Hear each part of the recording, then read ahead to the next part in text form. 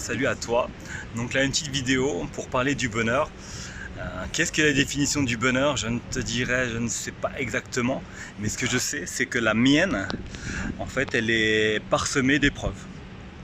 Car je te dirais, je ne sais pas si c'est mon métier de coach qui me fait dire ça, mais dans ma vie, ce que j'ai pu voir, c'est que, alors dans le sport, c'est vraiment en m'entraînant souvent, en répétant souvent, que derrière, j'arrivais à créer des adaptations et que derrière, ma vie était plus facile. Donc le plus simple, c'est tu vois, quand tu fais de la musculation, plus tu vas t'entraîner au niveau des pecs, plus tu vas faire de pompes, plus tes pecs vont se développer, plus tu vas devenir fort. Mais malheureusement, en fait, il y a des efforts à accepter. Tant que tu ne les auras pas fait, en fait, tu ne verras pas l'amélioration. Et je te dirais, dans ta vie, si tu veux être heureux, c'est la même chose. Si tu veux que le bonheur arrive, il faut que tu arrives à accepter en fait chaque épreuve qui t'arrive comme un exercice. Tant que tu ne l'auras pas accepté, tu ne pourras pas percevoir que cet exercice il est facile. Il est pas facile, mais il est utile. Je te dirais, c'est comme l'apprenant. Toi, quand j'ai des clients qui viennent me voir pour avoir des pecs plus forts, en fait, ou plus gros, en fait, il y a des exercices à faire. Mais sur le coup, comme c'est des apprenants, en fait, ils ne peuvent pas percevoir, tant que le programme n'est pas fini, que derrière, en fait, ils vont soit devenir plus forts, ou soit devenir plus musclés. Et je te dirais, au niveau de tes épreuves, c'est la même chose. Tu as des épreuves dans la vie, en fait, il faut plutôt les accepter, comme si la vie était un coach qui te mettait au challenge de réussir une épreuve, mais dans le but de t'améliorer. Je dirais, la vie est là, en fait, c'est un choix que tu dois faire, de croire ça, parce que je te dirais, je ne sais pas si c'est vrai ou pas, mais moi je préfère avoir ce choix-là de choisir que chaque épreuve est bonne pour moi. Et dans la mesure où tu t'y es habitué, et que tu l'as accepté, surtout l'important c'est l'accepter, parce que là je vais te faire encore une petite analogie. Quand tu n'acceptes pas la douleur, pas la douleur, je te dirais même l'exercice. Tu fais un exercice, tu l'aimes pas. Enfin, je te donne un exercice, mais tu l'aimes pas. Tu fais les pecs, tu dis ah purée, c'est chiant. Tant que tu l'auras pas accepté, tu vas être dans la frustration de te dire ah le coach il est chiant, le coach il me fait faire ça, le coach il gueule. Qu'est-ce que tu fais quand tu fais ça? En fait, tu vas dans ta tête. Et quand tu es dans ta tête, tu n'es pas ce que tu fais. Et du coup, en fait, pendant que tu fais l'exercice, même si tu le fais plus ou moins bien, en fait, tu n'auras pas le ressenti. Et si tu n'as pas le ressenti, en fait, tu vas perdre en fait en intensité et surtout tu vas perdre en progression. Parce qu'en fait, tu verras qu'au fur et à mesure des mouvements, tu peux même tester, fais un simple mouvement même de tu t'assois et tu te relèves. Si tu te concentres fortement sur les fessiers, tu vas voir que les fessiers ils ont un impact très fort au moment où tu te lèves. Mais si tu fais autre chose en même temps que tu te lèves, tu n'as pas le faire se voir. C'est pour ça que je te dirais, l'acceptation est importante parce que l'acceptation te permet de recentrer sur l'instant présent et sur ce qui se passe dans la situation. Après, je te dirais, chaque situation, en fait, c'est à toi de trouver l'adaptation.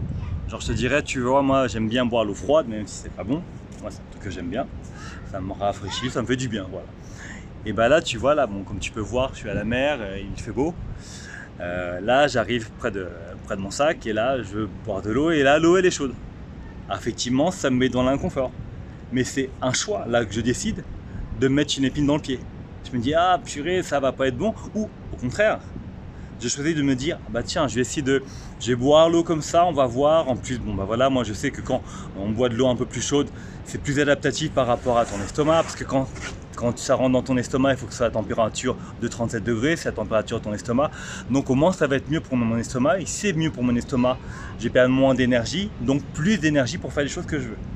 Toi, c'est un exemple. Tu décides à quoi va servir l'épreuve qui va être mise devant toi. Des fois, il y en a qui sont plus ou moins durs et ça va demander plus ou moins de temps, mais je te dirais le fait de ne pas vouloir les accepter, ça va faire que c'est beaucoup plus compliqué et du coup, tu vas moins être en présence, moins tu vas ressentir ce qu'il faut faire dans le réel. Parce que tu vas être dans ta tête à te dire non, c'est chiant, au lieu d'être dans ton corps ou dans la situation à qu'est-ce que je vais faire. Après, je te dirais, si tu vois qu'il y a des moments en fait, la douleur, elle ne vient pas tellement de la situation de l'extérieur, mais elle vient de ta tête. Qu'est-ce que je veux dire quand je dis elle vient de ta tête? C'est quand par exemple, on va dire tu as eu un décès ou tu as eu un chagrin amoureux. Et là, je te dirais, si le chagrin amoureux il est passé depuis même une journée, si jamais ton père il est mort il y a un jour et que tu pleures encore, clairement, alors là c'est dur ce que je vais dire, mais pour moi ça n'a pas marché. Quand mon grand-père est mort, j'étais très triste. Mais je dirais, pareil, c'est un choix de décider de pleurer. Parce que quand la personne elle est morte depuis plus d'un jour, quand tu te réveilles tu penses, là je pense à mon grand-père, je pleure, c'est mon choix de décider de pleurer, parce que c'est mon choix de penser à ça quand mon grand-père est mort.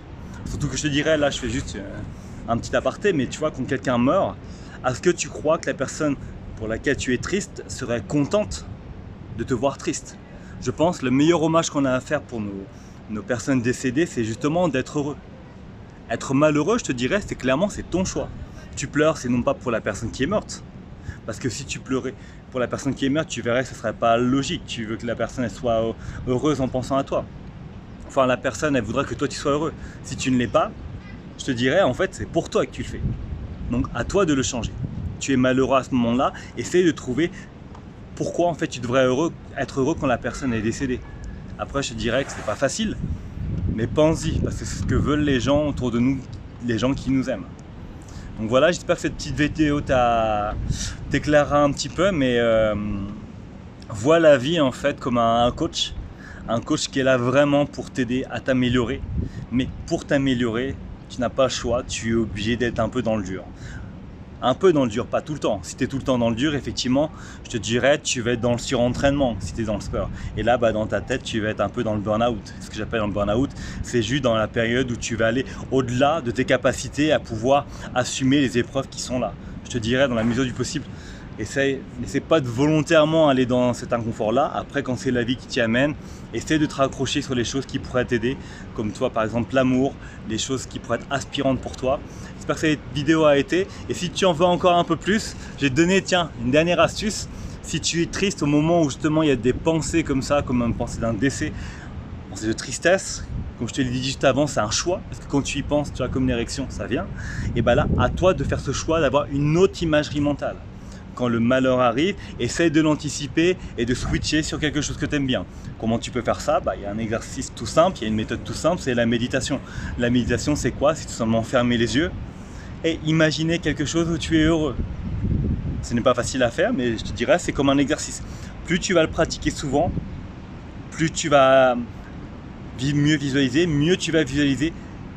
plus tu seras heureux au moment où tu feras cette méditation-là. Et cet exercice de méditation, il est très bien parce que surtout si tu as tendance à souvent ruminer, c'est quoi? C'est juste te raccrocher ou justement amener, sans que toi tu le veuilles évidemment, cette image qui te rend triste, comme un décès, et du coup rester dessus longtemps. Dans la mesure où tu fasses ça pour amener une solution et t'aider, tu as raison de le faire. Si tu vois que le fait de penser à cette chose n'amène rien de bénéfique, je te dirais, switch et pense à quelque chose qui te rend heureux, comme une sorte de, je te dirais, d'anti-inflammatoire, qui te permettrait de t'échapper et vraiment de permettre à ton corps de se réadapter et d'aller mieux. Parce que si je reste, même moi, clairement, si je reste volontairement à penser à des choses qui me font pleurer, et clairement j'ai pleuré. J'ai déjà fait ce test une fois, pourtant je suis pas du genre mélancolique, mais c'est vrai qu'une fois j'avais fait ce test de regarder, je crois que c'est des vidéos sur les États-Unis, ils aiment bien faire ça. Tu as des Américains qui partent en guerre et quand ils reviennent, en fait, après des longues périodes militaires, en fait, ils filment ça et souvent il y a des gros moments d'émotion où tu pleures. Et c'est vrai que t'es heureux et t'es triste à la fois, mais ça, quand tu regardes ça, moi je regarde ça, je pleure. Et c'est vrai que je ne sais pas pourquoi, mais quand je regarde j'ai envie d'en regarder. L'autre fois, j'ai dû regarder ça pendant 2-3 heures. Et en fait, pourtant, je sais que pendant 2-3 heures, ça me fait pleurer. Est-ce que c'est logique de pleurer? Non. Là, ça me rendait triste. Des fois, un peu oui et non. Mais pourtant, je continue à le faire. Il faut faire attention à ça parce que des fois, je crois qu'en fait, d'une manière inconsciente, le corps, il est addict en fait à cette adrénaline qui vient quand il y a le malheur qui arrive. Donc je ne dirais pas que tu es masochiste, mais il y a ce côté en fait addictif de par, je pense, au niveau physiologique, tu as le cortisol. Quand tu as quelque chose qui t'arrive de négatif, en fait quand tu y repenses, genre avec un de tes collègues, tu sens qu'en fait tu es très énervé. Cet énervement vient du cortisol. Le cortisol amène de l'énergie. Ton corps, des fois, ce qu'il a envie, c'est d'énergie quand tu vas pas. Et quand tu fais ça, ça t'amène de l'énergie, mais de l'énergie négative.